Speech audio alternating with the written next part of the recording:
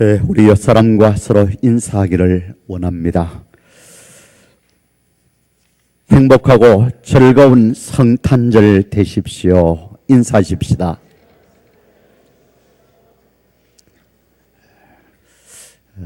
얼굴은 안 그런 것 같아. 일부 예배라서 그런지 모르는데 2부는 조금 더 적극적이거든요. 자, 다시 한번 기쁘고 즐거운 성탄 되십시오.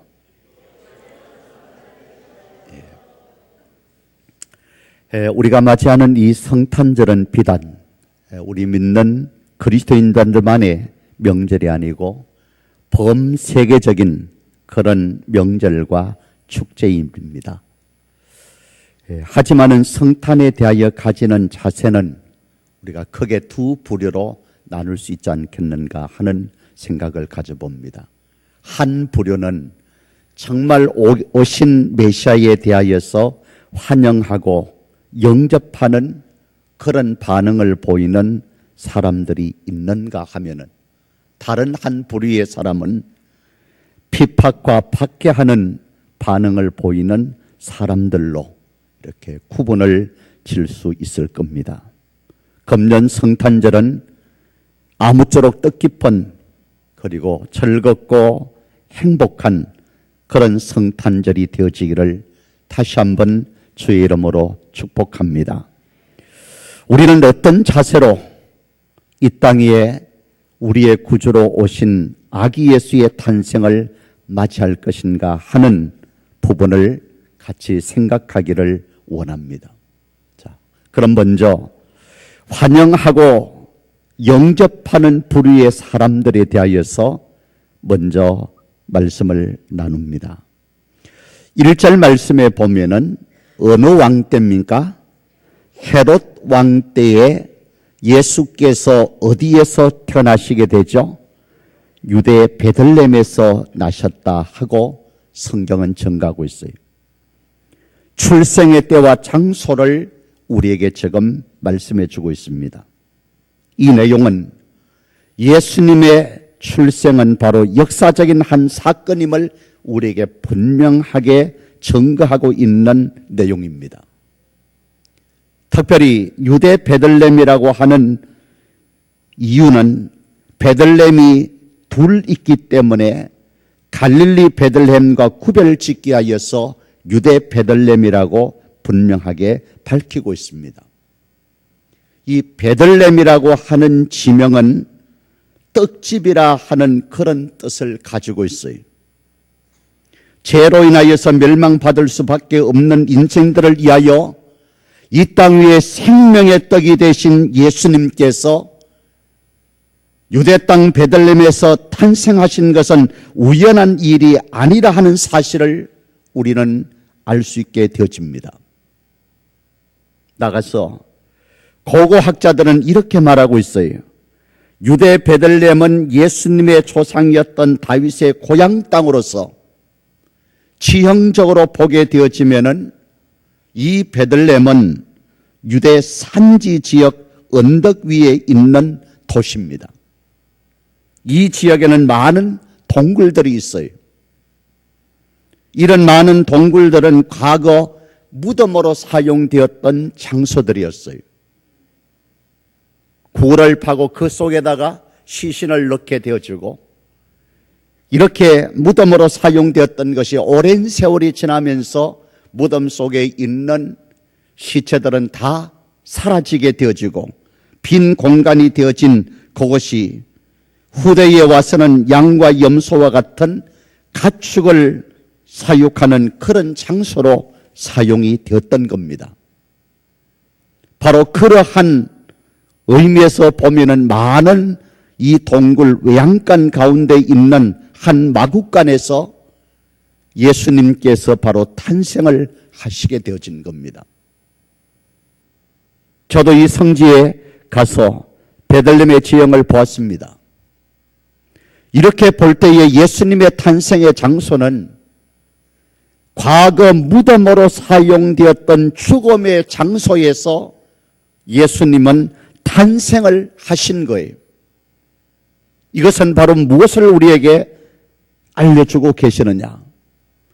죄로 인하여서 멸망당할 수밖에 없는 인생을 사망의 권세를 깨뜨리고 이 땅에 바로 생명의 주로 오셔서 우리를 영원한 생명의 자리로 인도하기를 원하셔서 그분이 탄생한 이 탄생의 장소는 바로 우연한 곳이 아니라는 겁니다.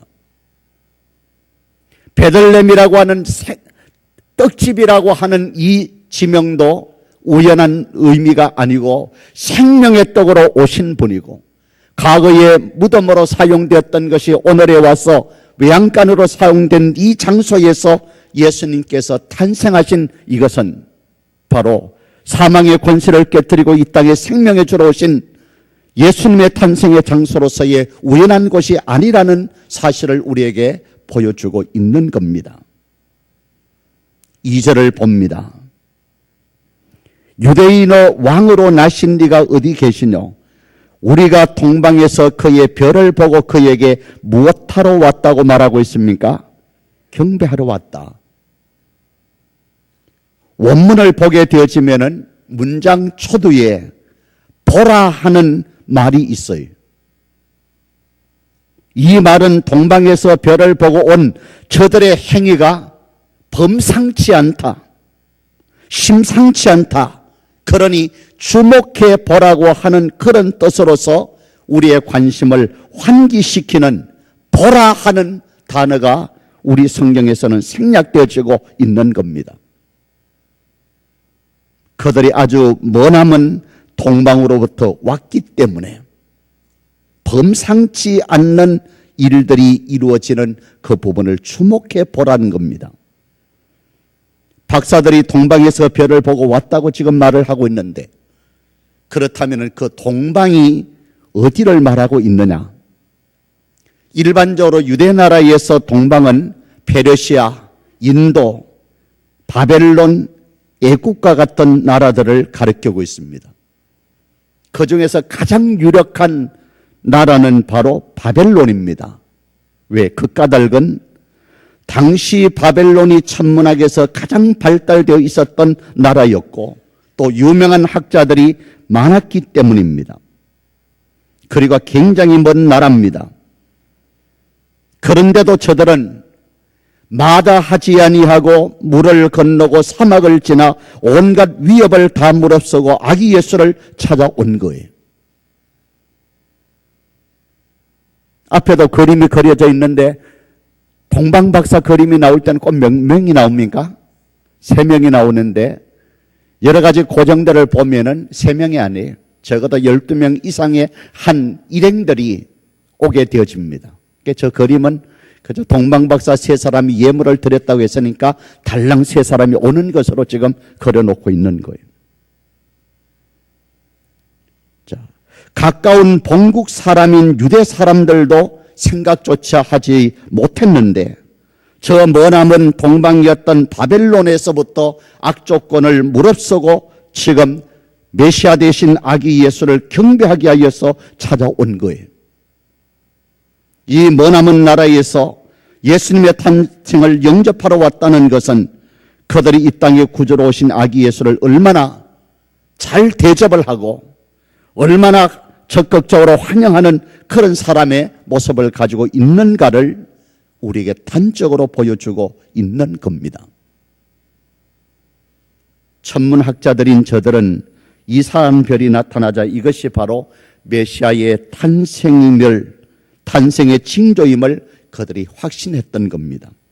이것은 막연하게 천체를 연구했던 그들이 아니고 이미 이들은 성경을 알고 있었다고 하는 사실이 전제되어지고 있는 거예요. 이것을 보면서 저들의 마음속에는 이미 오래전부터 메시아에 대한 갈망과 고대함이 있었다 하는 사실을 우리에게 보여주고 있습니다. 성경에 대한 지식과 말씀의 성질을 보려고 오랜 기간 동안 기다려왔던 자들이라 하는 거예요. 메시아가 오셨다고 해도 무반응을 보였던 유대인들과 비교해 볼 때에 이들의 신앙이야말로 얼마나 아름다운 신앙이었는가. 이방 나라였던 동방 박사들은 하나님과 교통하는 이와 같은 자들이었음을 우리는 알 수 있게 되어집니다. 2절 하반절에 보면은 동방에서 온 박사들이 이곳에 온 분명한 목적을 밝히고 있습니다. 뭐라고 말하고 있습니까? 우리가 동방에서 그 별을 보고 그에게 무엇하러 왔노라고요? 경배하러 왔다는 거예요. 우리가 성탄절을 맞이할 때에 정말 이 맞이하는 성탄의 분명한 목적은 무엇이냐? 경배하는 일이 되어져야 될 줄 믿습니다. 경배하러 왔다고 방문의 분명한 목적을 지금 밝히고 있어요. 예수님이 만일 유대인의 왕으로만 오셨다고 하는 사실로 그들이 믿었다면 이방 사람이었던 그들이 왜 이 머나먼 나라에 아기 예수께 경배하러 왔겠습니까? 적어도 이들의 사고 속에는 예수님은 유대인의 왕들만 되어지는 것이 아니고 만왕의 왕이라고 하는 사실을 믿었기 때문에 이 먼 거리를 마다하지 않고 경배하게 하여서 찾아온 거예요. 얼마나 놀라운 신앙인가 하는 거예요. 저들은 예수님을 얼마나 사모했는가 10절에 잘 나타나고 있습니다. 저희가 별을 보고 무엇하고 있다고 말하고 있습니까?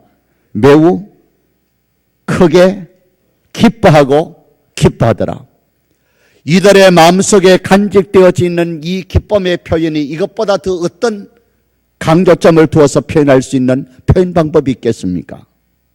별을 보고 매우 기뻐하고 크게 기뻐하더라. 자, 이런 마음을 가지고 유대 땅 베들레헴까지 박사들이 왔어요. 11절을 봅니다. 집에 들어가 아기와 그의 어머니 마리아가 함께 있는 것을 보고 엎드려 아기께 경배하고 보배함을 열어 황금과 유황과 모략을 예물로 드리니라. 자, 우리는 여기서 이들의 진정한 경배의 대상이 누구인가를 알게 되어집니다. 자, 분명 지금 집안에는 누가 있었습니까? 아기 예수가 있었고 그의 어머니 누가 있었습니까? 마리아가 함께 있었지만은 오늘 본문 11절 말씀을 정확하게 우리가 보게 되어지면은 마리아는 경배의 대상에서 포함되어지지 아니하고 무엇 되었습니까? 제외함을 당했다는 사실이에요. 누구에게만 지금 경배하고 있습니까? 아기에게만 경배했어요. 마리아에게도 경배했다고 하는 동방 박사들의 그 모습을 나타내고 있지 않다는 거예요. 그러므로 로마 캐톨릭인 이 천주교에서 오랜 세월 속에 성모 마리아 숭배 사상을 해오고 있는 이것은 분명히 성경에 위배되어지는 우상 숭배의 행임을 우리는 분명히 알 수 있어요. 누구에게만 경배했습니까? 아기에게만 경배했어요. 분명 그 집에는 예수님의 어머니였던 마리아가 예수와 함께 있었지만은 경배의 대상은 마리아를 포함하지 않고 아기 예수에게만 경배를 했다. 또 한 가지, 예수님께서 태어난 장소가 어디입니까? 외양간 말구유였어요. 근데 오늘 11절 말씀에 보면은 동방박사들이 아기 예수를 경배하게 하여서 찾아온 것은 마구간입니까? 집입니까? 집에 들어가서 하고 증가하고 있어요. 집에 들어가서. 금년대 여러분 성탄 카드 받아보셨어요? 저는 딱 2장 받았어요. 자, 얼마나 신기한지 몰라요. 자, 지금은 성탄 카드가 없는 시대가 되어버렸는데 이 크리스마스 카드에 보면은 말구유에 누이신 아기 예수께 박사들이 경배하는 그림을 우리는 쉽게 볼 수 있어요. 근데 이 그림은 단적으로 잘못된 그림입니다. 그 그림이 동방박사가 아니고 말구유에 누이신 아기 예수께 경배하는 대상이 목자들이면은 맞는 그림이에요. 근데 목자가 아닌 아기 예수가 예양간에 있는데 그 아기 예수께 경배하는 대상이 바로 동방박사라면은 예물을 드리는 모습을 가지고 동방박사의 그림이 그려져 있다면 이것은 잘못된 그림이라는 겁니다. 왜 그러하냐? 동방박사들이 예루살렘에 당도했을 때는 그들이 머나먼 곳에서 유대 땅 베들레헴을 찾아왔기 때문에 이미 많은 시간들이 경과되고 난 뒤였어요. 고로 그때까지 아기 예수께서 외양간 말 구유에 머물러 있을 리가 만무합니다. 그렇기 때문에 첫 번째 이유는 동방박사들이 아기께 경배했을 때는 이미 왜 오랜 시간이 경과되었다고 말을 하느냐? 원문의 단어를 보면은 갓난아이가 아니고 아기라고 하는 단어가 언급되어지고 있다는 거예요. 예수님의 탄생을 말하고 있는 누가복음을 보면은 거기에 나오는 아기는 갓난아이의 아기라고 하는 단어가 사용되었지만은 이 마태복음에 나오는 아기는 아기께 경배했다고 하는 이 아기는 바로 갓난아이가 아닌 아기의 단어로 사용되어졌습니다. 그런 의미에서 시간이 많이 경과되었다. 또 다른 하나는 헤롯이 자기가 왕인 줄 알았는데 박사들이 와가지고 유대 땅에 왕이 났다고 하니까 이 헤롯은 바로 혼비백산이 되어버립니다. 그러함으로 자기가 왕인데 또 왕이 났다고 하는 이야기를 들었을 때에 박사들을 향하여서 너희들이 가서 아기 예수께 경배하고 돌아오거든 나에게도 가르쳐줘라. 그럼 나도 너희들 같이 아기 예수께 경배하겠다. 아기 예수께 경배하겠다고 하는 종교의 거룩한 의식을 앞세워 가지고 이 헤롯은 바로 자기가 왕인데 또 왕이 났다고 하는 자기의 권좌를 탐하는 것으로 생각하고 바로 그 아기 예수를 죽이려고 하는 시도를 하는 거예요. 그래서 예루살렘 지경 안에 있는 모든 아이들을 죽이게 되어집니다. 16절을 한번 보시를 바랍니다. 이에 헤롯이 박사들에게 무엇한 줄을 압니까? 속은 줄 알고 심히 노하여 사람을 보내어 베들레헴과 그 모든 지경 안에 있는 산의 아이를 박사들에게 자세히 알아본 그때로부터 기준하여 몇 살부터 죽이게 됩니까? 2살부터 그 아래로 다 죽이더라. 자, 동방 박사들과 이야기를 했던 그때를 기점으로 해서 기준으로 해서 2살 아래의 아이들, 산의 아이들은 예루살렘 베들레헴 지경에 있는 산의 아이들을 다 죽였다. 이것은 바로 동방 박사들이 아기 예수께 경배하러 왔을 때 이미 2년이라고 하는 정도의 세월이 흘렀기 때문에 2살로부터 그 아래를 다 죽이는 이와 같은 일을 했던 거예요. 이것은 바로 헤롯이 자기의 왕권을 지키기 위한 조치였습니다. 박사들이 유대 땅 베들레헴에 왔을 때는 이미 아기 예수가 탄생한 시기가 2년 정도의 시간이 경과되었다고 하는 사실을 뒷받침해 주고 있는 모든 정황들입니다. 자, 나가서 아기께 경배하고 보배함을 열어 황금과 유황과 모략을 예물로 드렸다.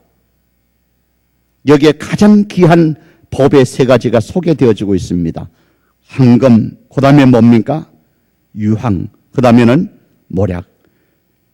이 3가지의 예물은 예수님의 속성들을 잘 나타내주고 있는 의미 있는 예물들이, 황금은 불변성을 특징하고 있고 유황은 향기, 모략은 부패 방지의 효능성을 가지고 있는 것입니다. 따라서 이 3 보배는 다름 아닌 예수님의 속성을 말해주고 있는 거예요. 예수님의 말씀은 금이 변하지 아니하듯이 말씀은 영원 불변한 진리라고 하는 사실을 말해주고 있습니다. 유향처럼 세상의 구원의 향기를 바라게 되어지는 분이십니다. 세상의 온갖 제약으로 인하여서 부패하는 이 부패를 막기 위하여서 사람의 몸을 입으시고 이 땅에 오신 분이라고 하는 사실. 분명한 사실은 동방 박사들이 이 사실을, 이 의미를 알고 하나님 앞에, 주님 앞에 예물로 드린 것은 아니라고 생각되어집니다. 그러나 그들이 취한 행동 속에서 왕을 아련할 때는 빈손으로 오는 법이 없어요. 오늘 우리가 하나님 앞에 예배할 때도 만왕의 왕 되신 주님을 예배하기 때문에 빈손으로 오는 것이 아니에요. 하나님 앞에 예물을 드리는 겁니다. 그런데 드리는 이 예물의 의미는 그들이 의미를 알지 못하고 드렸을지라도 바로 여기에 드려진 예물은 바로 주님은 이런 분이라고 하는 사실을 우리에게 보여주고 있다는 거예요. 아기 예수로 이 땅에 오신 주님은 바로 이런 분이시다. 그럼 이 보배가 아기 예수께 드려지는 의미는 단지 이것뿐이냐? 아닙니다. 13절을 한번 보시를 바랍니다. 그들이 떠난 후에, 그들은 누굽니까? 동방박사들이 떠난 후에 주의 사자가 요셉에게 현몽하여 이르되 헤롯이 아기를 찾아 죽이려 하니 일어나 아기와 그의 어머니를 데리고 어디로 피하라고 말하고 있습니까? 애굽으로 피해라. 주의 사자가 나타나서 요셉에게 현몽하여 이르기를 헤롯이 아기를 죽이려고 하니 일어나서 아기 그리고 어머니를 데리고 애굽으로 피신하라고 일러주는 거예요. 그래서 지금도 애굽에 가면은 예수님께서 피난하셨던 기념교회가 그대로 존재하고 있어요. 주의 사자가 요셉에게 예수님을 죽이려고 하니 도피하라고 하는 지시가 주어집니다. 자, 그런데 가난한 부모였던 요셉과 마리아가 애굽으로 갈 돈이 어디 있습니까? 우리가 잘 아는 대로 말구육간에 태어난 다음에 정결의식의 기간을 지나고 난 다음에 성전에 하나님 앞에 올라갔을 때에 이들은 가난한 자들이기 때문에 하나님 앞에 무엇으로 정결의식을 행하느냐? 비둘기를 가지고 하나님 앞에 정결의식을 할 정도로 가난했던 자예요. 자, 가난한 그들을 향하여서 쉽게 말하면 유대 땅에 살고 있는 이들로 하여금 일어나서 너희들 가족이 전부 다 빨리 애굽으로 도망가라. 피신해라. 만일 아무런 대책이 없는 상황 같으면 지금 경제적인 상황을 가지고는 피신 가지 못하는 거예요. 여러분, 한국에 살다가 다른 나라 이민 가는 것도 맨손으로 갈 수 있습니까? 비행기 살 돈이라도 표 살 돈이라도 있어야 될 거 아니에요. 자, 애굽으로 갈 돈이 어디 있겠느냐? 그러나 하나님은 박사들에게 보내져서 줬던 값비싼 이 보물, 이것은 바로 가난한 요셉으로 하여금 아기 예수의 생명을 지키기 위하여서 박사들이 드린 예물을 애굽 망명길에 사용되어지는 큰 힘이 되지 않을까? 모든 정황들을 보면은 바로 거기에 사용되어진 것으로 그렇게 간주되어집니다. 헤롯은 예수를 죽이려 했습니다. 하나님은 아기 예수께 경배한 박사들을 다른 길로 고국에 돌아가게끔 하고 박사들을 보내서 피난을 준비하게끔 하셨던 하나님의 섭리. 마귀를 이기시는 하나님의 섭리를 한번 보십시오. 그 앞전에도 헤롯이 예수를 죽이려고 하는 것은 구속사의 의미를 보면은 하나님의 나라를 세우기 위하여서 이 땅에 오신 예수님을 사탄의 나라의 대표가 되어지는 헤롯이 하나님의 나라를 무너뜨리려고 할 때에 초등학교 학생들만이라도 가질 수 있는 지혜를 그로부터 빼앗아버리는 거예요. 자, 박사들로 하여금 너희들이 아기 예수께 경배하고 돌아오거든 나에게도 알려줘라. 장소를. 그럼 나도 가서 그 아기 예수께 경배하겠다.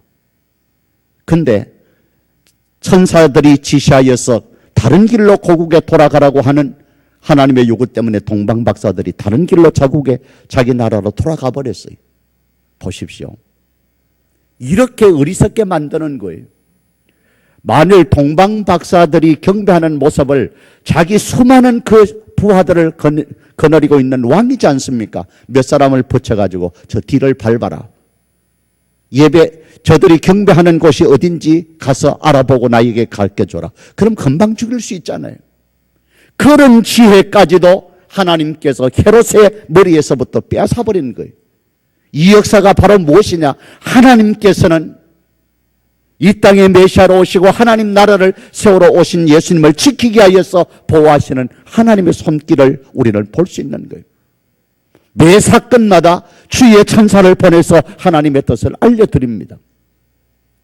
가난뱅이로 살아가는 이들이 피난하라고 했을 때에 무슨 돈이 있어서 가족 전체가 이민을 갑니까? 동방박사들로 하여금 이미 파채진 그 비싼 예물을 가지고 바로 이민을 가게 되고 피신하게 되어지는 그 일에 보태서는 큰 힘이 되어졌다 하는 이 사실이 분명하지 않느냐.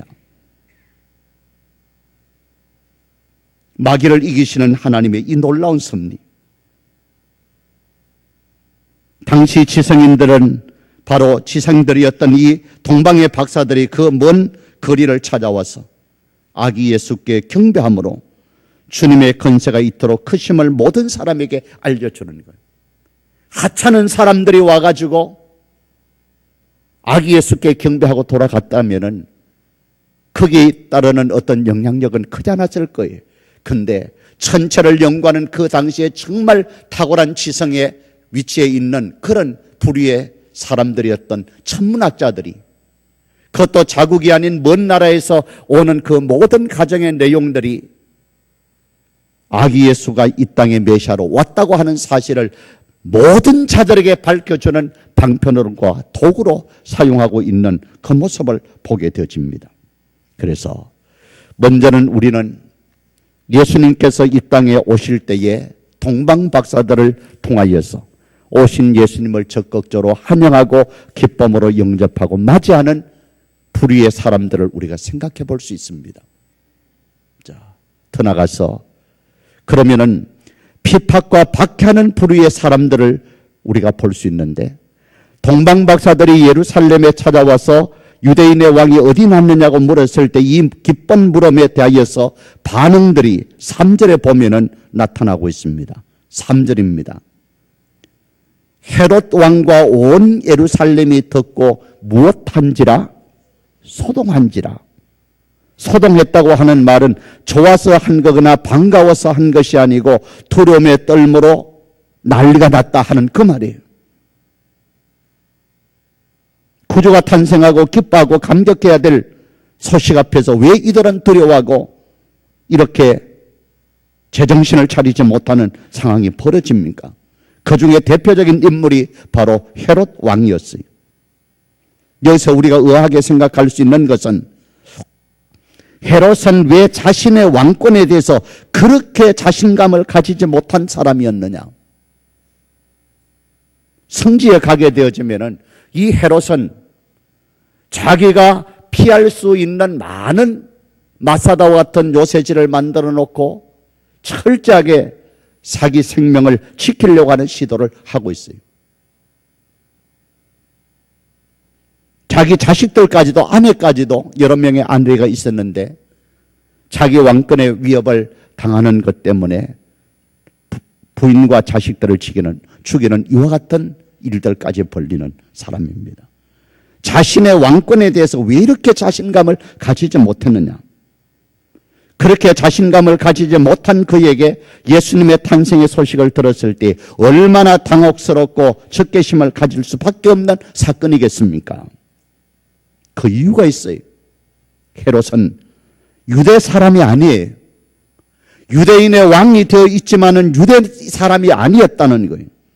그는 이방 사람으로서 에돔 사람, 즉 예서의 후손입니다.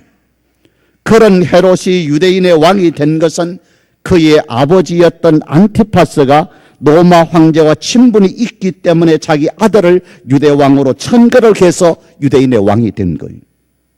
그러므로 헤롯은 항상 자신은 어떤 열등의식을 가지고 있느냐, 나는 유대 사람이 아닌데 이방 사람이라고 하는 민족적인 자격지심과 자기의 왕권에 대한 피해망상증을 가지고 죽는 날까지 불안한 삶을 살았던 왕이에요. 그는 나이가 많이 들면 들수록 더 많은 의심이 일어나고 집권욕이 강했습니다. 10명의 부인을 두었습니다. 그 중에 첫 번째부터 다섯째까지는 자식을 낳았어요. 그런데 두 번째 부인이 자기 아들을 후계자로 삼으려고 하는 운동을 벌리는 것을 못마땅하게 여기고 그들을 처형시켜 버립니다. 그리고 그 후에 6년 뒤에는 두 아들도 죽입니다. 가장 후계자로 유력한 후계자의 물망에 올랐던 큰아들도 자신이 죽기 며칠 전에 살해를 해버려요. 그 이유는 자기 죽기 전에 자기 자식들이 자기의 왕권을 빼앗아 갈까 봐 두려워서 그런 일을 행하게 되어집니다. 이 정도면은 왕의 자리에 지금 미친 자가 아닙니까? 왕권에 대하여서 미친 자가 아니냐 하는 거예요. 이런 자 앞에 유대 나라의 새로운 왕이 태어났다고 하는 동방 박사들을 통하여 이 소식이 전해졌을 때에 혼비백산이 될 수밖에 없고 두려워 소동할 수밖에 없는 이유가 되지 않겠느냐 하는 겁니다. 그러나 우리는 분명히 압니다. 예수님은 겨우 유대 나라의, 이 세상 나라인 유대 나라의 분봉왕의 자리를 위하여서 이 땅에 오신 분이 아니다. 믿습니까? 예수님이 오신 목적을 곡해함으로써 두려워하고 환영하고 기뻐해야 될 사람들이 예수님을 바로 박해하는 거예요. 그렇다면 헤롯은 그렇다 치고, 자기 왕권 때문에 그렇다 치고, 예루살렘 백성들은 그럼 왜 소동하느냐 하는 거예요. 그 난리를 지기느냐. 새로운 왕이 태어났다고 하는 이 기쁜 소식 앞에 왜 예루살렘 백성들까지 이렇게 소동을 하느냐. 수천 년 동안 오신다고 약속한 그리도 기다렸던 백성들 아닙니까? 메시아에 대한 대망을 가지고 그 메시아가 오기를 기다렸던 그들에게 메시아가 오셨다고 하는 이 기쁜 소식이 왜 기쁜 소식이 되지 않고 두려워 떨고 헤롯 왕과 같이 그들이 두려워하고 있느냐. 헤롯과는 그 성질이 다릅니다마는 저들 또한 메시아를 박해하는 사람들이었어요. 오신 메시아를, 아기 예수로 오신 메시아를 환영하거나 기뻐하는 사람들이 아니었다는, 메시아의 탄생에 무관심했던 자들, 또한 전혀 메시아에 대하여 기다림이 없었던 자들, 하나님의 약속 같은 것은 기억조차 하지 않고 자기 살기에 바쁜, 세상살이에 바쁜 그런 삶을 살아가는 자들이었습니다. 단지 그들이 살고 있는 그 땅에 전쟁이 없이 좀 안일하게 살아갔으면 좋겠다. 그것이 그들이 바라는 우선순위예요. 그런 일이 망가질까 봐 지금 소동하고 두려워 떨고 있는 겁니다. 말씀을 맺습니다. 요한복음 1장에 보면은 그가 자기 땅 백성에게 오셨으나 아무도 영접하지 않았다고 증가하고 있어요. 예수님은 바로 이런 대접을 받으실 것을 아시고도 이 땅에 오신 거예요. 하늘 보좌 영광을 내려놓으시고 이 땅에 오신 거예요. 그 오신 목적이 바로 저와 여러분들을 멸망의 구렁텅이에서 건져내기를 원하셔서 이 땅에 오신 분입니다. 태어날 사관이 없어서 말구유에서 탄생했어요. 우리는 이런 예수님의 탄생을 어떻게 맞이해야 될 것인가? 진정 주님의 나심을 축하하고 기뻐하는 자세가 어떤 것인가를 다시 한번 생각하면서 금년 성탄절을 맞이하기를 원합니다. 이 주님의 마음을 기쁘게 드리는 성도의 모습은 어떤 것인가? 생명을 주시기 하여서 사람의 몸을 입으시고 나를 위하여 이 땅에 오신 아기 예수를 맞이하는 나의 태도는, 나의 신앙의 자세는 어떻게 해야 될 것인가를 다시 한번 돌아볼 수 있는 그런 시간들. 그래서 정말 성스럽고 거룩한 이 성탄절을 맞이하는 우리의 자세가 하나님께서 기뻐하는 그런 모습과 자세를 가지고 성탄절을 맞이하고 있는가를 주님 앞에 분명하게 보여줄 수 있는 우리 모든 믿음의 가족들이 되어지기를 주님의 이름으로 부탁합니다. 기도하겠습니다.